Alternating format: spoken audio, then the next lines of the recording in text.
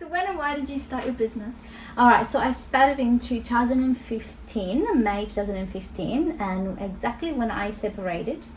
And I basically moved in this house, and I was by myself, alone, single mom for the first time, obviously, 2 kids.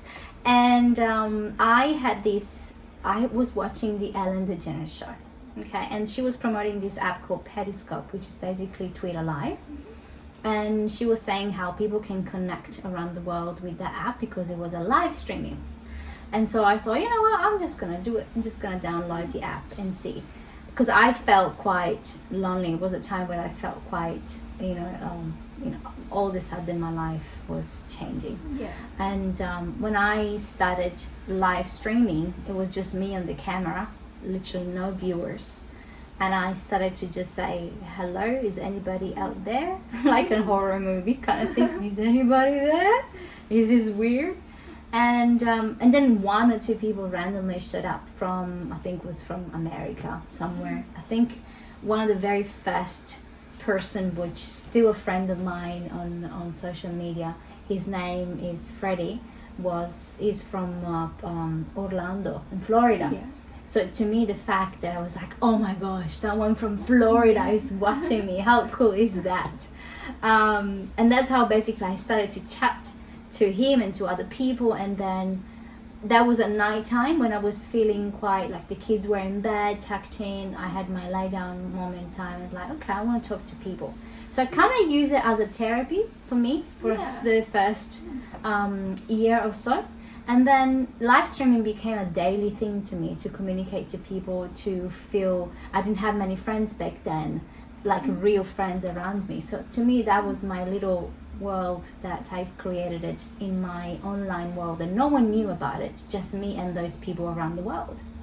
And I started to gain a good following in that platform because of, they liked me and we became friends and we connect as well. So I was randomly cooking one day because I was talking to them, and people were asking me all of a sudden, oh, how do you cook that pasta? Oh, I love carbonara, because I love Italian food, obviously.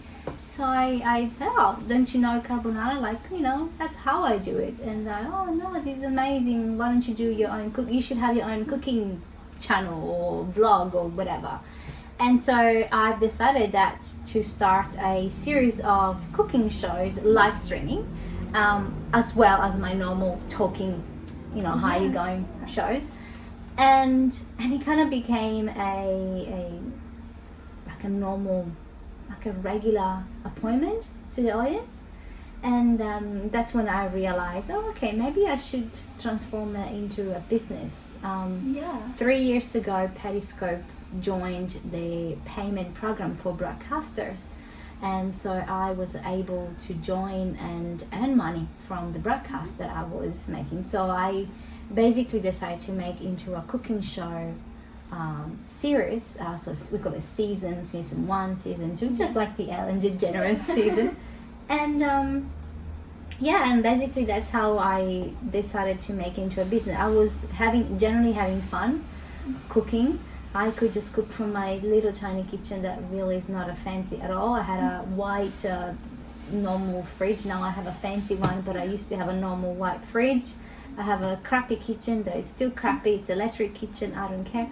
But I was still able to cook there good food. And because I had a restaurant before. Oh, wow. Yeah, for 4 years, I had experience on how to present the dishes, how to cook anyway. So for me, it was a little bit of a normal, like a very natural thing to do.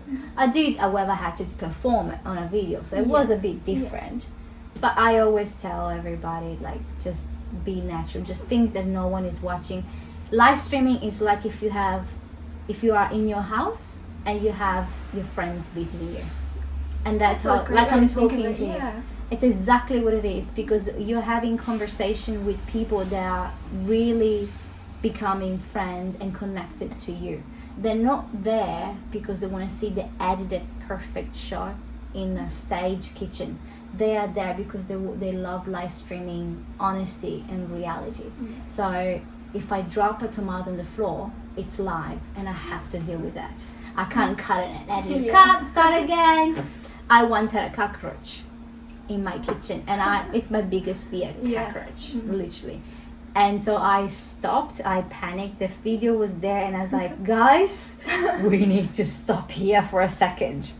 I grabbed my spray, I was like this, I was trying to put a brave face on because people were watching, they were piecing themselves, they were laughing so much to see my reaction. I saw that afterward in replay, it was hilarious. And I did it. I killed the cockroach. Sorry, but then I had to move on, and that's basically live streaming. And it would have gone viral. That would have been the best video. I know. If I would have pushed it, I would have gone viral. Yeah, but I didn't care. It was so funny. Yeah, so I guess the live streaming became kind of my world in my family. I called them my fam. Yeah. And that's beautiful. Yeah, and then I transformed the social. I started to educate myself. So I started to learn and Google and talk to people that are in the business. I was so lucky because I was doing live streaming for a while to actually get in contact with amazing people that had so much relevance on the live streaming and technology world. I went to Los Angeles and I was able to be in contact with people that were, app developers and it was like what am I, like, well, who am I, what's happening here.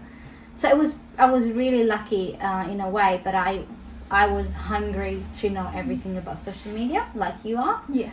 And I basically just listened and then learned and I probably, if I was a bit younger, would have gone to university like you're doing.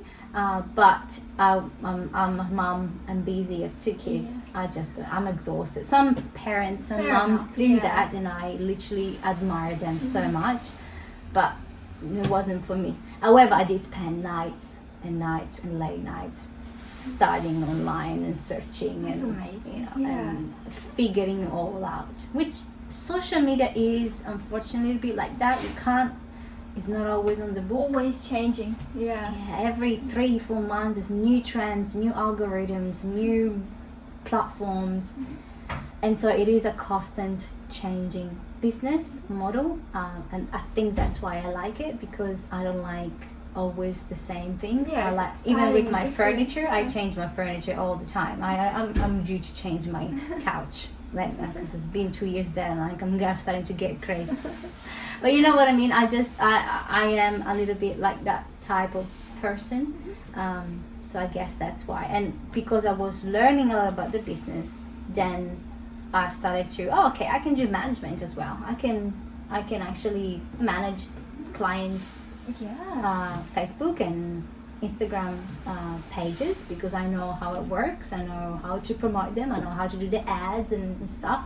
I am decent to do some sort of design and graphic design.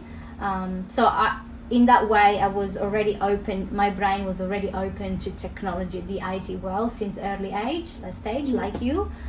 So for me, it was a little bit natural. The all IT, the all technological world was very natural for me to kind of know. Yeah, it's so inspiring. That is a long answer. You followed your dreams to study in an area that, like, it wouldn't even feel like work. It would just be so exciting and fun. Yeah, it is, and that's basically, I love what I do because it just makes me happy. It doesn't matter if I don't have a Lamborghini parked in my house outside, and if I live in a mansion. It just really makes me happy, and that's all I care. I've experienced so much drama in my life that I purposely decide, and that's why my motto is always choose joy.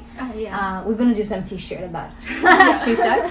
It's because I purposely made that choice that no, I don't want any more drama in my life. I want to show my kids what it's like to be drama-free, joyful, really, and it doesn't matter what we have or we don't have in life. We choose how to feel.